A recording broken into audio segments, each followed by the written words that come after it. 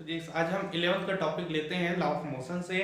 Law of motion से हम आज कुछ पॉइंट्स को देखेंगे। तो इनमें से पहला पॉइंट है इनर्शिया। इनर्शिया या जड़त्व। जड़त्व किसको कहते हैं? तो किसी पिंड की वह गुण जो उसकी गति अवस्था, विराम अवस्था या दिशा को परिवर्तन करने में असमर्थता दर्शाती है, बाह्य बल की अनुपस्थिति में असमर्थता दर्शाती है, उसे हम कहेंगे जड़त्व।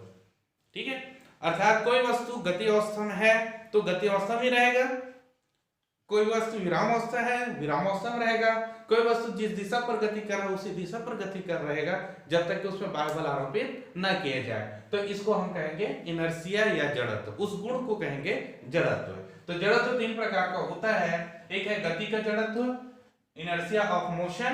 सेकंड जो होता है विराम का जड़त्व, इनर्शिया ऑफ रेस्ट। और तीसरा है दिशा का जड़त्व, इनर्शिया ऑफ डायरेक्शन। तो इसको थोड़ा थोड़ा पॉइंट में हम समझते हैं जल्दी से। गति का जड़त्व, यदि कोई वस्तु गति अवस्था में है और अचानक कहीं रोकने का स्थिति आया तो वो अपने शरीर को या अपने पिंड को रोकने में असमर्थता दर्शाएगा, उसको हम कहेंगे गति का जड़त्व। यानी गति अवस्था से विराम अवस्था में परिवर्तन करने में असमर्थता को हम कहेंगे गति का जड़त्व। जस्ट इसका उल्टा है विराम का जड़त्व। विराम का जड़त्व क्या है? विरामावस्था से गति अवस्था परिवर्तन करने में असमर्थता जो दर्शाएगा वो विराम का जड़त्व कहलाएगा। तीसरा है दिशा का जड़त्व। दिशा, अगर कोई एक निश्चित दिशा पर गति कर रहा है, उस दिशा को अगर हम बदलते हैं तो वो उस दिशा को बदलने में असमर्थता दर्शाएगा, उसको हम दिशा का जड़त्व कहेंगे। जैसे एक सर्कल पे कोई घूम रहा है, उसको अगर हम फ्री रूप से घूम रहा है, उसको डायरेक्शन चेंज करना चाहे तो डायरेक्शन चेंज नहीं होगा, यानी जब तक बाह्य बल आरोपित नहीं करेंगे तब तक उसकी दिशा बदलेगी नहीं, तो ये दिशा का जड़त्व कहलाएगा। एग्जांपल ले लेते हैं गति का जड़त्व। जैसे आप देखे होंगे कार में हम गति अवस्था में जा रहे हैं, कार में जा रहे हैं या बस में जा रहे हैं, अचानक ब्रेक लगा देंगे तो ब्रेक लगाने से हमारा शरीर जो है सामने की ओर झुक जाता है। ठीक है, ये कहलाता है गति का जड़त्व, क्योंकि वो गति अवस्था में था, शरीर भी गति अवस्था में था, लेकिन ब्रेक लगने के बाद सीधा विराम अवस्था में आ गया। दूसरा है विराम का जड़त्व का एग्जांपल अगर हम देखें, यदि हम कहीं कार में बैठे और अचानक स्टार्ट हो जाए तो हमारा शरीर जो पीछे की ओर झुकता है। ठीक है, जैसे बस वगैरह में खड़े रहेंगे, अचानक स्टार्ट लेके स्पीड पकड़ लेता है तो पीछे की ओर हमारा शरीर गिरता है, तो ये विराम का जड़त्व कहलाएगा।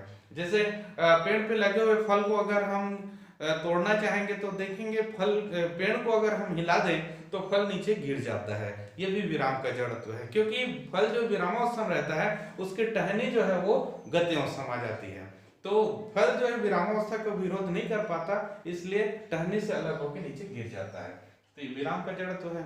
अब गति के जड़त्व में अगर हम कोई कण को, पत्थर को अगर हम रस्सी से बांध के गोल गोल घुमाएं और घुमा के अगर उस पत्थर की रस्सी अगर टूट जाए तो पत्थर जो है जिस दिशा पर है उसी दिशा पर, जैसे ये हम मूवमेंट कर दें, यहाँ पे घूम रहा है, ये पत्थर घूम रहा है, इस डायरेक्शन में घूम रहा है, लेकिन अगर यहीं पर रस्सी टूट जाए तो ये स्पर्श रेखा के अनुदिश वो गति करना चालू कर देता है, तो ये कहलाता है दिशा का जड़त्व। आई थिंक ये तीनों आपको समझ में आ गया होगा। चलिए अब नेक्स्ट स्टार्ट करते हैं लॉ ऑफ मोशन। चलिए न्यूटन्स लॉ ऑफ मोशन को अगर देखें, न्यूटन का गति का नियम को अगर हम देखें तो इन्होंने 3 नियम दिया था गति का। तो गति का सबसे प्रथम नियम क्या कहता है? तो देखिए, यदि कोई वस्तु स्थिर है तो वो स्थिर रहेगा, यदि कोई वस्तु गतिशील है तो उसी वेग से गतिशील होगा जब तक कि उस पर कोई बाह्य बल आरोपित न किए जाए। यानी बाह्य बल के अनुपस्थिति में कण की वेग नियत होगी, ये कहलाएगा गति का प्रथम नियम। तो इसका एग्जांपल अब आप देखेंगे, जैसे आप घर में एक ब्लैक बोर्ड को यहाँ पे रख दिया जाए, ये कोई भी पेड़ को रख दें तो वहीं पर रहेगा, कोई इसको इधर से उधर तो ले जा नहीं सके, जब तक इसको हम पकड़ के दूसरे जगह न ले जाएं तो ये वस्तु वहीं का वहीं स्थिर रहेगा। तो ये विराम का स्थिति का हो गया। अगर हम कोई कण इस गतिशील है, यानी ये पिंड गति अवस्था पे चल रहा है, ठीक है, चल रहा है, अगर जब तक इसको बाहर से कोई रोकने वाला नहीं आएगा तो ये उसी वेग से आगे बढ़ते रहेगा। अब अगर वो रुक रहा है, इसका मतलब है बाहर की कोई बाह्य बल आरोपित उसमें हो रहा है। जैसे उदाहरण के तौर पर अगर हम एक बॉल को फेंक दें, थ्रो करेंगे, तो बॉल कुछ दूर जाने के बाद रुक जाता है। उसका रीजन है वो वायु के साथ घर्षण होके वो रुक जाता है। ठीक है, तो ये है आपका विराम का न्यूटन का प्रथम नियम। तो न्यूटन का प्रथम नियम क्या है?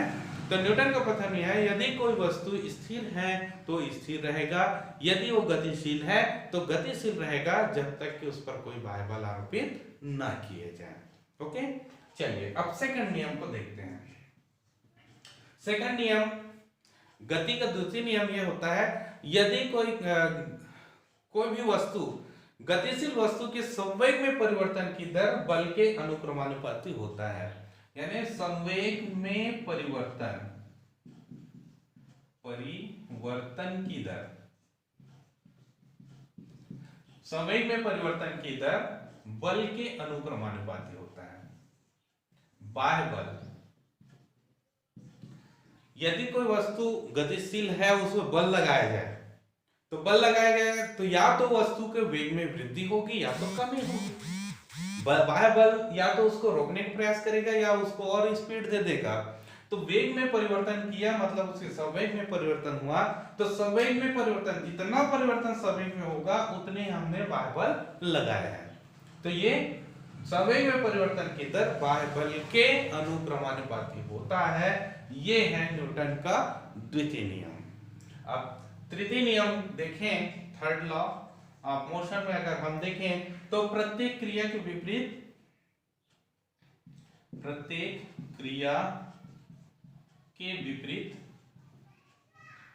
प्रतिक्रिया होता है।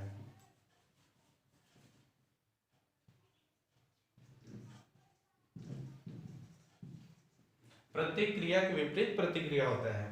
अर्थात हम कहीं पर बल लगाते हैं तो किसी वस्तु पर अगर बल लगेगा, वो बल क्रिया बल होगा, तो वस्तु भी दूसरे पिंड पर बल लगाएगा, जिसको हम प्रतिक्रिया बल कहेंगे। जैसे एग्जांपल के तौर पर अगर हम देखें तो ये मेज है, मेज पर अगर हम कोई बॉक्स को रख दें, भारी बॉक्स को रख दें, तो ये बॉक्स क्या करता है, ये बॉक्स इस टेबल को नीचे की ओर भार बल आरोपित करता है, अर्थात टेबल को दबाने का प्रयास करता है। तो टेबल क्या करता है, टेबल इस बॉक्स को ऊपर की ओर एक प्रतिक्रिया बल लगाता है। अगर क्रिया और प्रतिक्रिया बल दोनों बराबर हैं तो ये वस्तु विरामावस्था में होगा, ये वस्तु विरामावस्था में होगा या संतुलित अवस्था में होगा। विरामावस्था में होगा या तो संतुलित अवस्था में होगा, दोनों अगर इक्वल है तो। संतुलित अवस्था मतलब अगर ये गतिशील है तो दोनों एक ही वेग से गतिशील होगा। अब यहां पर देखिए, पहला जो W जो बल है वो बॉक्स से टेबल पर लग रहा है, और R जो है टेबल से बॉक्स पर लग रहा है। ठीक है, W जो है R से टेबल पर लग रहा है, लेकिन R जो है टेबल से बॉक्स पर लग रहा है। मतलब ये दोनों बल जो है अलग अलग पिंड पर लग रहा है।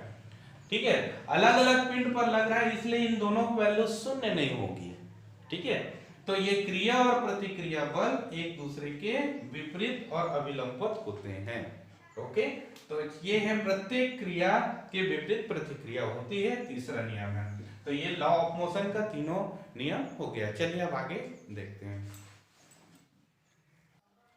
चलिए अब नेक्स्ट देते हैं मोमेंटम। मोमेंटम यानी संवेग। संवेग का मतलब होता है, मोमेंटम का मतलब होता है वेग के कुल प्रभाव को हम संवेग कहते हैं। किसी वस्तु की गतिशील वस्तु है, मतलब उसमें स्पीड है, वेग है, वेग के कुल प्रभाव को हम कहेंगे संवेग।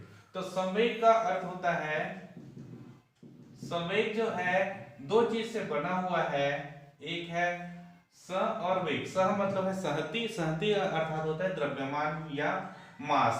तो ये है द्रव्यमान, स से सहती, सहती मतलब द्रव्यमान, और दूसरा जो वेग है वो है वेग। ठीक है, गतिशील वस्तु का वेग। तो सहती और वेग के गुणनफल कहलाएगा संवेग, यानी द्रव्यमान और वेग के गुणनफल को हम कहेंगे संवेग।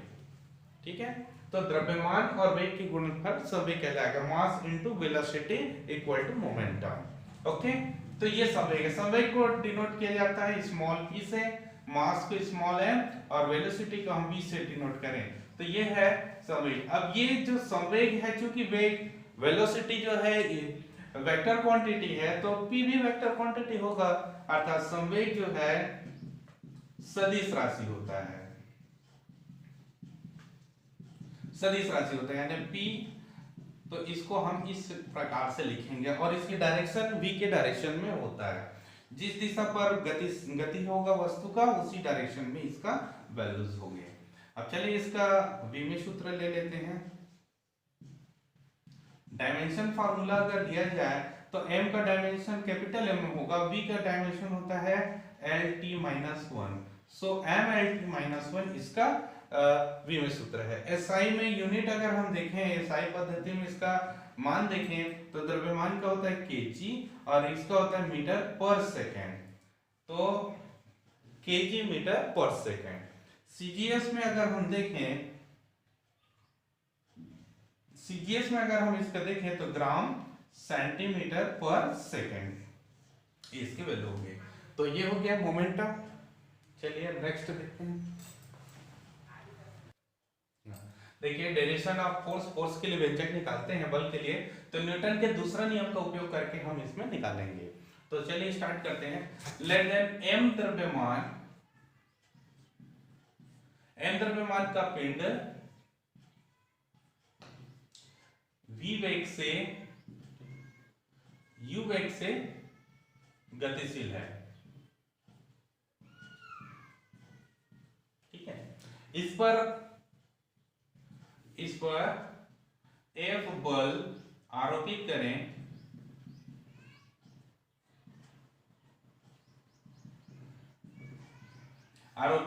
F बल हम डेल्टा t समय तक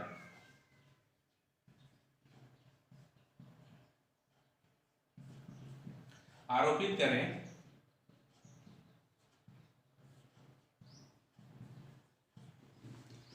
पर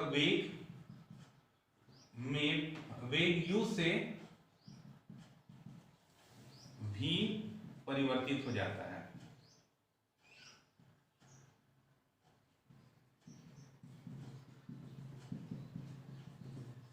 चलिए, द्रव्यमान का कोई पिंड है, गतिशील था, उसको हमने F बल आरोपित कर दिए, आरोपित करने पर उसका वेग में परिवर्तन हो गया, हो सकता है बढ़ भी जाएगा, कम भी हो सकता है। चलिए, तो यहां पर देखें कण का प्रारंभिक संवेग, कण का प्रारंभिक संवेग मतलब फोर्स लगने से पहले, बल लगने से पहले इसका संवेग क्या होगा? संवेग बराबर है द्रव्यमान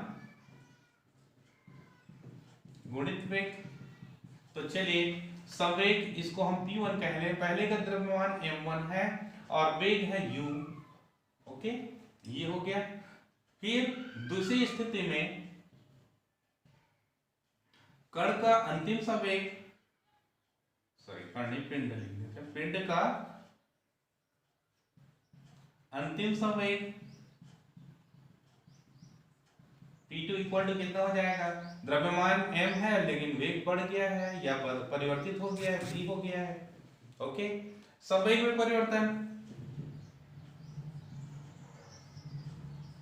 परिवर्तन यानी इसको हम डेल p क्या है तो P2 minus P1, so del p equal to P2 mv minus mu, del p equals to m common निकाल रहे v माइनस u। ठीक है, तो del p equal to m, इसको हम डेल भी लिख सकते हैं। ठीक है, अब संवेग में परिवर्तन आपको ये मिल गया। अब संवेग में परिवर्तन की दर,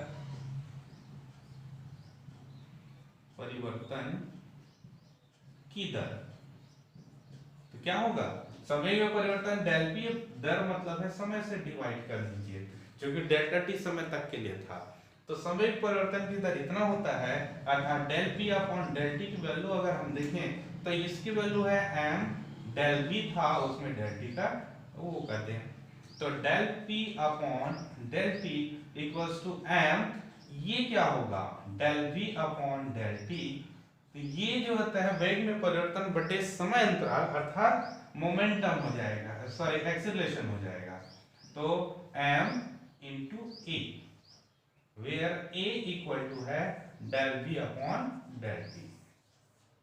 त्वरण, कण का त्वरण, ओके। वेग में परिवर्तन बटा समय अंतराल त्वरण होता है, तो ये संवेग में परिवर्तन की दर हुआ। चलिए इस पे स्क्रीनशॉट ले लीजिए, फिर आगे करते हैं। देखिए न्यूटन का सेकंड नियम क्या कहता है, संवेग में परिवर्तन की दर, परिवर्तन की दर अनुक्रमानुपाती होता है बल का, ये बाह्य बल का, ठीक है।